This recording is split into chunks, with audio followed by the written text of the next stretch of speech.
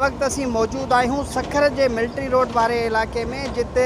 Sindh action committee पारां बहरिया town समेत सिंध में मुख़्तलिफ़ जेके प्रोजेक्ट हली रहा आहिनि ऐं सिंध जी जेका सिंध जे ज़मीन जी वालार ख़िलाफ़ एहतजाज कयो पियो वञे। ऐं हीउ जेको एहतजाज आहे सखर जे मिलिट्री रोड वारे इलाके खां शुरू थींदो ऐं शहर जे मुख़्तलिफ़ इलाक़नि खां थींदो तीर चौक ते पहुचंदो, जिते जेके सिंध एक्शन कमेटीअ जा अॻवान आहिनि उहे ख़िताब कंदा। ऐं हिन जेको एहतजाज आहे हिन में सिंध जे मुख़्तलिफ़ इलाक़नि खां जेके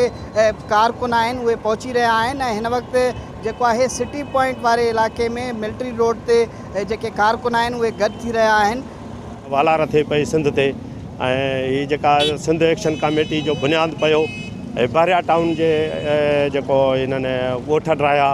जी आड़ में सिंध जूं वसंदियूं ड्रायूं 6000 ज़मीन के 16000 एकड़नि ते खणी करे उतां जे जोखियनि खे, उतां जे कलबतनि खे, उतां जे मक़ामी रहवासियुनि खे जेका लॾ पलाण करे ज़्यादती करे उन्हनि ते केस कराए, उन्हनि खे ज़ोरी मोचड़ा हणाए, पुलिस खां ॿधी छोड़ी कराए, उन्हनि जा घर मसमार कराए, उन्हनि खे ड्राहे गोलियूं हणाए ज़ख़्मी कराए, जॾहिं उन्हनि खे उतां लॾायो पियो वञे तॾहिं ही सिंध एक्शन कमेटी पंहिंजे जेका वजूद जी बका जेका जंग आहे हिन माण्हुनि जी, सिंध जे माण्हुनि जी वजूद जी बका जी जंग, उहा 6 जून ते तव्हां ॾिठो त लखनि जे तइदाद में माण्हू धरणो हुयो। हीअ असांजा एहतजाज समूरे सिंध जे ज़िलई हेडक्वार्टरनि में मुख़्तलिफ़ सिटीज़ में हलंदा पिया अचनि। असीं इहो चऊं था त जेका नाजाइज़ बहरिया जे नाले ते जेका वालार पई थिए उहा ख़तमु थिए।